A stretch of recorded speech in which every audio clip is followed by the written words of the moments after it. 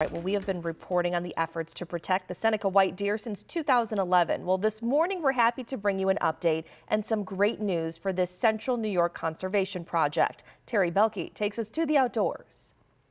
Defending our planet and the life upon it is a difficult, often thankless job. The time invested can be long, but when the goal is finally achieved, it makes the journey all the more worth it.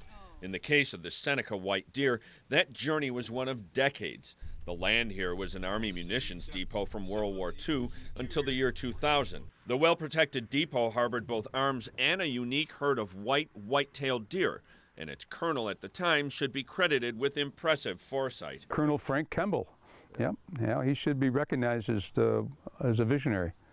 You know, I mean, the Army, when you think of the word conservation, that was a pretty new word. The Army really never paid much heed to it until these white deer came about. And I think they had developed a good relationship with the old Conservation Department of New York State. In 1998, Seneca White Deer Incorporated was formed to protect the pale deer which had flourished in the depot for so long.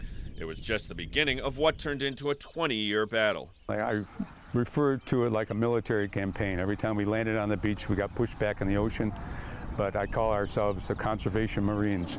We kept going forward, and it finally paid off. In 2016, the Seneca County Industrial Development Agency, which had owned the property since the Army left in 2000, agreed to transfer the remaining 7,000 acres to private hands. The new owner has worked in concert with Seneca White Deer to ensure the mission will remain on track.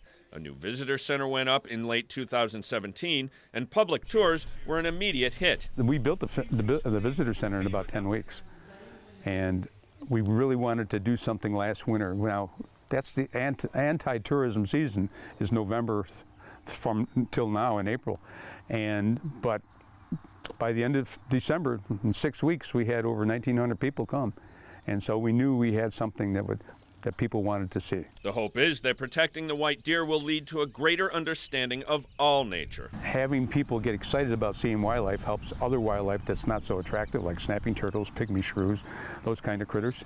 And if you get people excited about habitat and wildlife, they're going to win.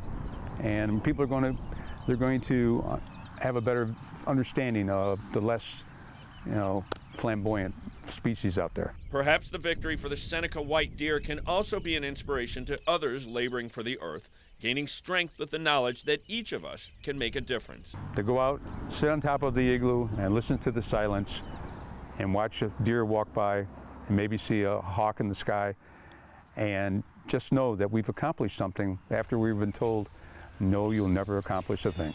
Reporting from Romulus, New York, taking you to the outdoors, I'm Terry Belke.